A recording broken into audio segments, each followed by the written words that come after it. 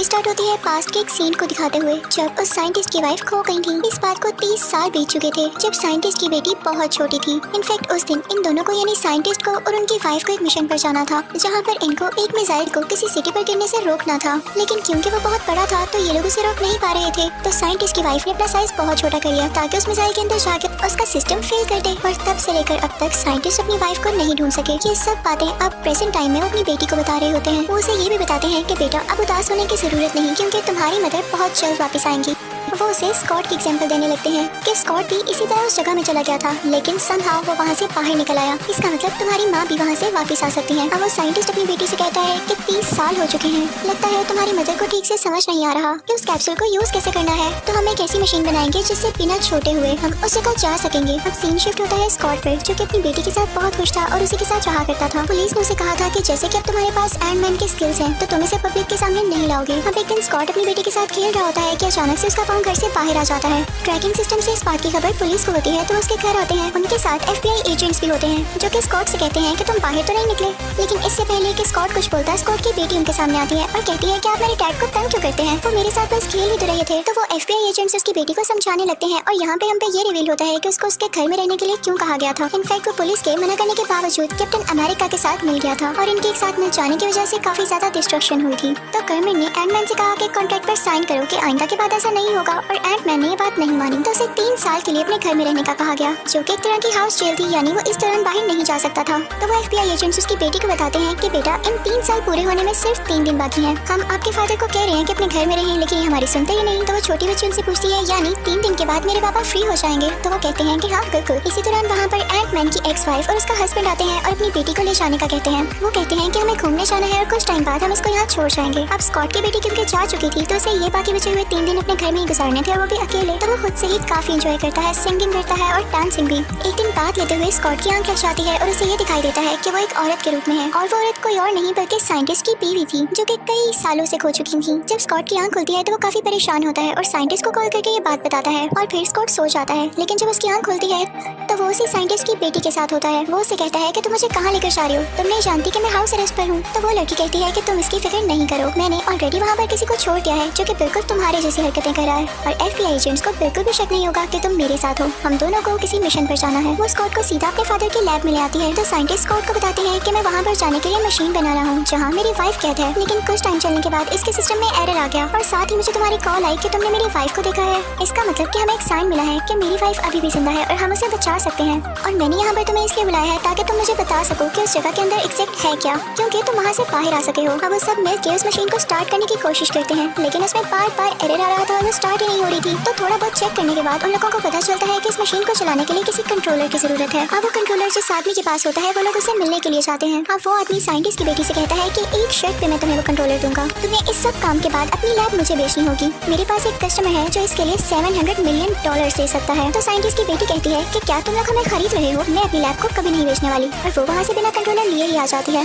लेकिन वहाँ से निकलने से पहले वो वही वैस्प सूट पहन लेती है जो कि उसके फादर ने बनाया था और वो डिवाइस चुरा लेती है। तो तभी वहाँ पर उस आदमी का बनाया गया गोस्ट आ जाता है और उसे रोकता है। जाहिर है गोस्ट के पास ये एबिलिटी होती है कि वो इनविजिबल होती है और किसी भी चीज से क्रॉस कर सकती है। और एंटमैन और वेस्प में भी एबिलिटी थी कि वो अपना साइज छोटा या बड़ा कर सकते थे। अब इन दोनों में काफी ज्यादा फाइट शुरू हो जाती है और ये अपनी एबिलिटीज और स्किल का यूज करते हुए एक दूसरे से काफी लड़ती हैं। लेकिन लगता है कि वो गोस्ट काफी ज्यादा स्किलफुल थी। वो साइंटिस्ट की बेटी से वो कंट्रोलर वापस ले लेती है और उनकी लैब को भी कंट्रोल कर लेती है। अब साइंटिस्ट के हाथ में कुछ भी नहीं रहा था तो वो काफी अपसेट हो जाते हैं। तो वो साइंटिस्ट कहते हैं कि एक प्रोफेसर मेरा दोस्त है और जब मेरी वाइफ उस जगह पर गुम हो गई थी तो उसने और मैंने मिलकर काफी कोशिश की थी कि किसी तरह से मेरी वाइफ को उस जगह से वापस लाया जाए।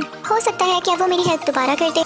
अब वो तीनों उस प्रोफेसर के पास जाते हैं। अब वो लोग एक दूसरे से बातें करने लगते हैं लेकिन तभी साइंटिस्ट देखते हैं कि उसके पास वही गोस्ट आई है। तो वो काफी हैरान हो जाते हैं कि ये तुम्हारे पास क्या कर रही है, तुम लोग एक साथ मिले हुए हो क्या। तो वो प्रोफेसर उनसे कहता है कि रुको मैं तुम्हें सारी बात बताता हूँ। वो प्रोफेसर साइंटिस्ट से कहता है कि याद है हम कितने अच्छे दोस्त हुआ करते थे, लेकिन तुम्हें ये लगने लग गया कि तुम्हारा बनाया गया केमिकल दूसरे साइंटिस्ट चोरी कर रहे हैं, तुमने उन पर ब्लेम लगाया। तो एक आदमी ने जो कि तुम्हारा ही दोस्त हुआ करता था उसने गुस्से में आकर तुम्हारे खिलाफ प्लानिंग शुरू कर दी, लेकिन इस बात पर उसे भी इंडस्ट्री से निकाल दिया गया कि अगर सब लड़ते ही रहेंगे तो रिसर्च कैसे होगी। तो उसने उसने अलहदा से इस चीज पर रिसर्च शुरू कर दी कि वो भी एक सूट बना सके और मैं भी उसके साथ मिल गया। लेकिन एक दिन उस लैब में बहुत बड़ा ब्लास्ट हुआ जिससे सब लोग मारे गए। सिर्फ एक छोटी बच्ची वहाँ पर बची जिसका नाम गोस्ट है। मैंने ही इसका ख्याल रखा इसलिए अब मेरे साथ है। तुम लोगों को ये लग रहा होगा कि ये असल की गोस्ट है, लेकिन नहीं, इसे एक डिजीज है जिसमें से बहुत पेन होता है। तो उसके बारे में गलत मत सोचना, क्योंकि इसने तुम लोगों की लैब इसलिए चुराई क्योंकि खुद को ठीक करना चाहती है। ये बेचारी तंग आ चुकी है इस डिजीज से। लेकिन जब इंडस्ट्री वालों ने इसकी ये एबिलिटीज देखी तो उन्होंने इसकी इन एबिलिटीज को अच्छे से यूज करना सिखाया और इसे अपने साथ शामिल कर लिया और इसको एक एडवांस सूट भी दिया। लेकिन इसने बहुत किलिंग्स करना शुरू कर दी और उस दौरान हमारी लैब भी डिस्ट्रॉय हो गई थी। तो मैं इसको लेकर यहाँ पर आ गया और अब हम एक साथ काम करते हैं। उस प्रोफेसर ने इन तीनों को बांध रखा था। अब ये तीनों परेशान थे क्योंकि इन्हें किसी तरह से अपनी लैब वापस चाहिए थी। ये किसी गोस्ट के लिए अपनी लैब को लिमिट नहीं कर सकते थे। तो ये तीनों वहाँ से निकल आते हैं। ये एक फॉरेस्ट में जाते हैं और अपनी लैब को बड़ा कर देते हैं और उसमें काफी एफर्ट्स डालकर उस मशीन को दोबारा से स्टार्ट कर देते हैं। और अब की बार उस मशीन में कोई एरर नहीं आता तो सब काफी खुश हो जाते हैं। अब वो मशीन उस जगह पर कोई सिग्नल्स भेजती है जिस वजह से साइंटिस्ट की वाइफ और स्कॉट आपस में कनेक्टेड हो जाते हैं। जिन एरर्स की वजह से साइंटिस्ट की वाइफ इस दुनिया में नहीं आ पा रही थी, स्कॉट उन सब एरर्स को सॉल्व कर देता है। लेकिन तभी कोई पुलिस को ये न्यूज दे देता है कि ये लोग अजीब एक्सपेरिमेंट्स कर रहे हैं। पुलिस भी उन इंडस्ट्री वाले लोगों के साथ मिली हुई थी और उनको उन साइंटिस्ट की लोकेशन भी दे दी जाती है। तो वो सब मिलकर उधर फॉरेस्ट में आते हैं और साइंटिस्ट को और उसकी बेटी को अरेस्ट कर लेते हैं। उस दौरान स्कॉट अपने घर गया था लेकिन वो भी वहाँ पर आ जाता है और उन दोनों को बचा लेता है।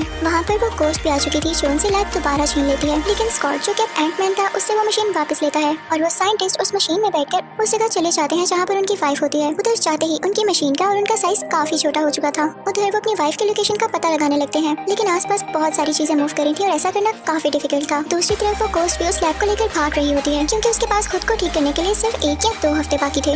लेकिन तभी उस गोस्ट के पीछे वो आदमी भी था जिसके पास इसका कंट्रोलर था। वो लैब को वहाँ से चुरा लेता है और एक शिप में ले जाता है। लेकिन एंटमैन यहाँ पर एक अच्छा काम करता है। वो अपना साइज काफी बड़ा कर लेता है और पानी में जंप लगा देता है। वो फौरन से शिप के पास जाता है और उस आदमी से अपनी लैब वापस ले लेता है। दूसरी तरफ हम साइंटिस्ट को भी देखते हैं जो कि अपनी वाइफ को बहुत टाइम से ढूंढ रहे होते हैं और फाइनली उन्हें अपनी वाइफ यहाँ मिल चुकी थी। साइंटिस्ट अपनी वाइफ को उस मशीन में बिठा लेते हैं और दूसरी तरफ स्कॉट और साइंटिस्ट की बेटी ने भी उस लैब को अपने पास ले लिया था। वो उस लैब का साइज बड़ा कर देते हैं और अब साइंटिस्ट और उनकी वाइफ वहाँ से बाहर आने वाले थे। जैसे ही वो बाहर आते हैं तो वहाँ पर गोस्ट भी होती है। साइंटिस्ट की वाइफ उसे देखती है तो कहती है मैं समझ सकती हूँ कि तुम्हें ये डिजीज कितनी पेन दे रही है। वो उसका हाथ पकड़ती है और देखते ही देखते उस गोस्ट की डिजीज ठीक होने लगती है और वो दोबारा से एक नॉर्मल इंसान में बदल जाती है। यानी कि साइंटिस्ट की वाइफ के पास ये अच्छी एबिलिटी थी। लेकिन पुलिस अभी तक यहाँ पर थी और इन सबको पकड़ना चाहती थी। लेकिन स्कॉट को एक आइडिया आता है। वो अपना साइज मैक्सिमम कर लेता है और एक बिल्डिंग के आगे खड़ा हो जाता है और ऐसे एक्ट करता है जैसे वो सबको अपने पीछे छुपा रहा हो। तो पुलिस वहाँ ही लग जाती है और उनको टैकल करने की कोशिश करती है। लेकिन स्कॉट ने तो यहाँ पर एक ट्रिक यूज की थी और इसी दौरान बाकी लोग यानी साइंटिस्ट, उनकी वाइफ और उनकी बेटी वहाँ से भाग जाते हैं और फिर स्कॉट यानी एंटमैन भी अपना साइज काफी छोटा करके वहाँ से भाग आता है। स्कॉट जब अपने घर जाता है तो वो 3 दिन भी पूरे हो चुके थे। तो FBI एजेंट्स भी उसकी होम अरेस्ट खत्म कर देते हैं और अब वो फाइनली आजाद था। साइंटिस्ट और उनकी वाइफ भी एक साथ बहुत खुश थे और साइंटिस्ट की बेटी अब स्कॉट के साथ रहने लगी थी और उसने उसकी बेटी को भी एक्सेप्ट कर लिया था।